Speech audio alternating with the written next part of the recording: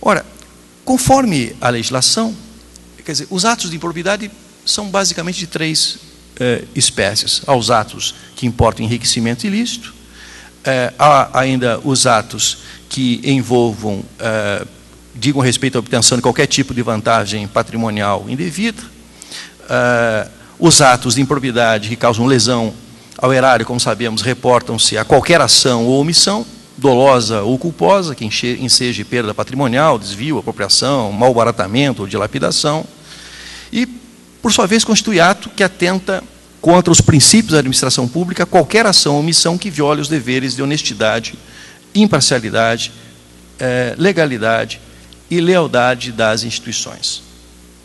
O artigo 23 da Lei de Improbidade estabeleceu os prazos prescricionais para estas hipóteses. Estabeleceu prazo de 5 anos após o término do exercício do mandato, de cargo, em comissão ou função de confiança, ou dentro do prazo prescricional previsto em lei específica para faltas disciplinares puníveis com demissão, a bem do serviço público, nos casos de exercício de cargo efetivo ou emprego. Portanto, aqui, a Lei de Improbidade satisfez, cumpriu, realizou o comando constitucional. Não temos maiores dúvidas a respeito disso. Todavia, a Lei de Improbidade Administrativa nada dispõe acerca da prescrição da pretensão de ressarcimento dos danos causados ao erário. Frente a esse quadro, como disse antes, e a parte final do parágrafo 5º do artigo 37 da Carta, questiona-se se seria imprescritível a ação civil de ressarcimento de danos. O notável professor Celso Antônio Bandeira de Mello, nosso querido mestre de todos nós, aponta que a prescrição aplica-se à medida disciplinar para o agente que cometeu o ato ilícito.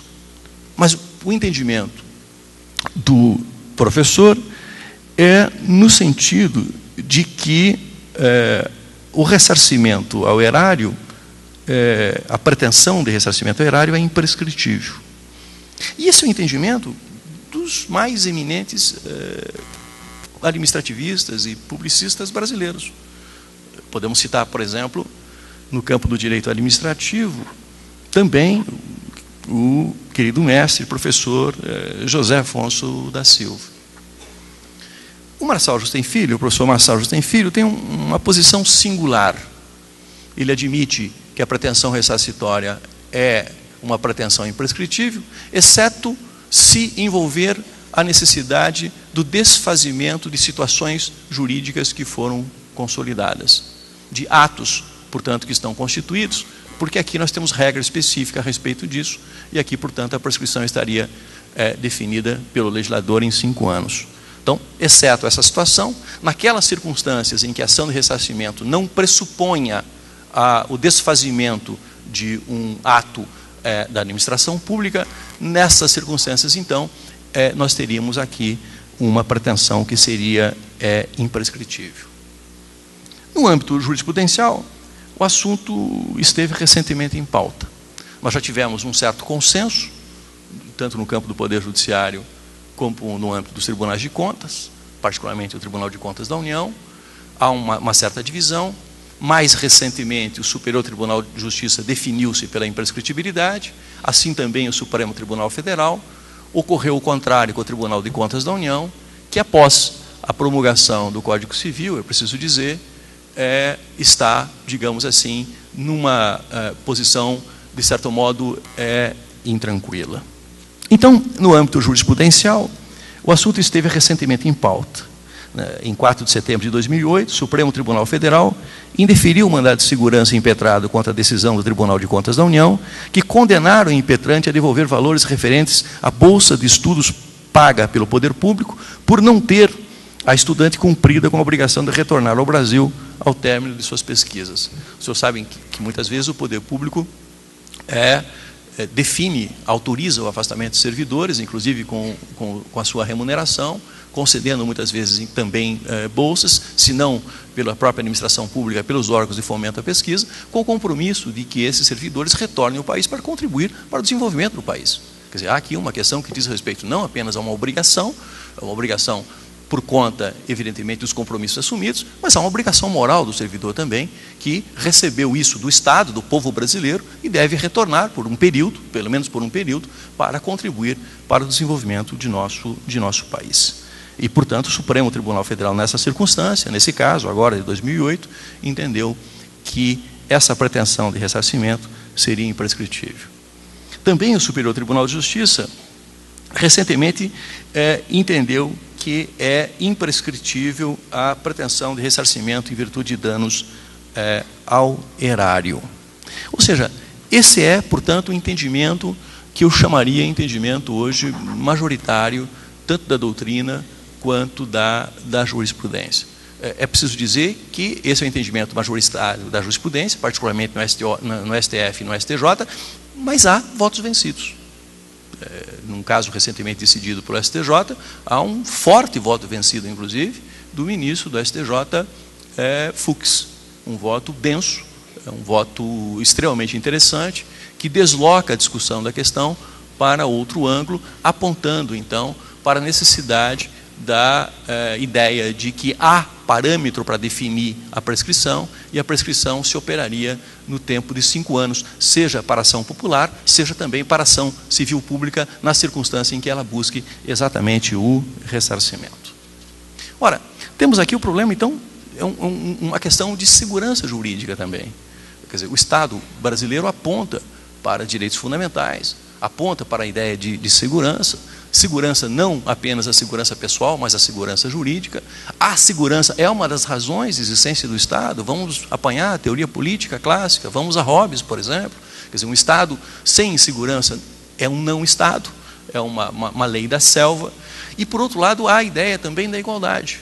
Ou seja, há sempre a necessidade, exceto nas circunstâncias em que existam razões suficientes para isso, razões fortes para isso, há a necessidade de uma certa igualdade entre os privilégios do Estado e dos cidadãos. Sem que isso importe, eu quero dizer, o afastamento da tese clássica da supremacia do interesse público. Ou seja, presume-se que o interesse público é um interesse que detém uma certa preeminência, detém a preeminência, detém a supremacia, mas é preciso que existam razões fortes para isso. Em certos casos não há razões para isso, e o Supremo Tribunal Federal já admitiu, inclusive, por exemplo, quando tratou a propósito dos prazos diferentes para advogados do setor público e do setor privado. Então, levando em consideração essas ideias que trazem a ideia de segurança, a ideia de igualdade, a ideia, portanto, de que a Constituição, quando quis apontar para a imprescritibilidade, o fez de maneira expressa e contundente, inclusive a ideia de que talvez não existam razões sólidas para esse entendimento, quando cotejado esse entendimento com uma visão, digamos assim, da Constituição apontada para o campo dos direitos fundamentais, nós poderíamos oferecer, digamos assim, uma possibilidade de reflexão sobre a necessidade de permanência desse entendimento, que hoje é um entendimento majoritário. Ou seja, o que eu trago é apenas uma dúvida, não é uma certeza. Eu perguntaria se não teríamos motivo para repensar esse entendimento até agora. Ora, como eu disse para vocês, o Tribunal de Contas da União entendeu inicialmente que essa pretensão de ressarcimento era imprescritível.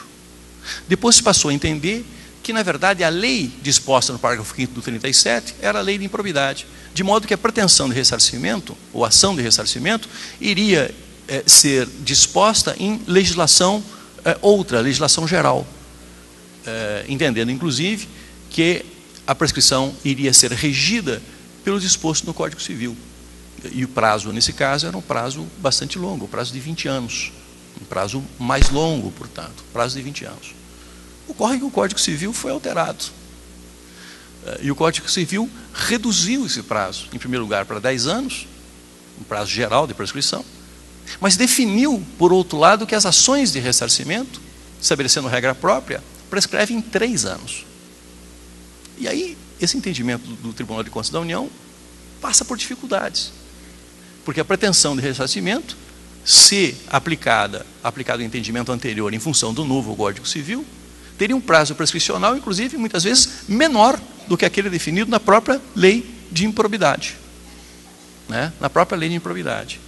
E é em função disso que alguns autores têm apontado, eventualmente, para a necessidade de se utilizar, ou subsidiariamente, ou em função de uma analogia, o disposto na lei de ação popular, o disposto na lei que trata exatamente da prescrição no campo do direito administrativo, ou ainda para uma ideia que tenta estabelecer uma distinção que leve em conta o momento do início da contagem do prazo. Quer dizer, um prazo que seria, portanto, mais longo e que poderia ser contado a partir, portanto, das decisões envolvendo as ações de improbidade. Muito bem, dito isso, portanto, eu concluo apenas para dizer para os senhores que há um pensamento hegemônico a respeito desse tema. Recentemente, o Supremo Tribunal Federal e o STJ, embora com voto vencido, particularmente o STJ, acataram novamente esta tese. O Tribunal de Contas, que professava esse entendimento, ele alterou o entendimento, mas depois da alteração do Código Civil, ele está envolvido em dificuldades. Mas há, por outro lado, esta ideia de que talvez a Constituição tenha apontado para a imprescritibilidade expressamente nos casos em que o Constituinte assim quis. Ou seja, a pergunta que fica é se não há razões, nesse momento de releitura da Constituição de 1988, releitura a partir de uma matriz não paternalista e puramente republicana, se não há razões hoje para eventualmente nós repensarmos a imprescritibilidade das pretensões ressarcitórias em virtude de atos lesivos ao erário público. Meu muito obrigado.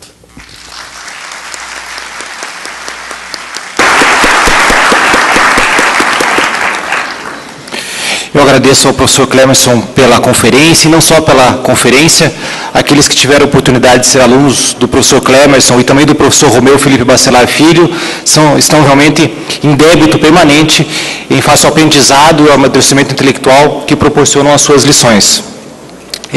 Finalizando esse painel, eu confesso que estava um pouco nervoso no início, porque sem referência no convite, na realidade ela é merecida, mas agradeço muitíssimo a oportunidade e declaro encerrado o painel, e continuo agradecendo aos palestrantes. Obrigado, senhora. Obrigado, senhores. Retorno às 15 horas em ponto.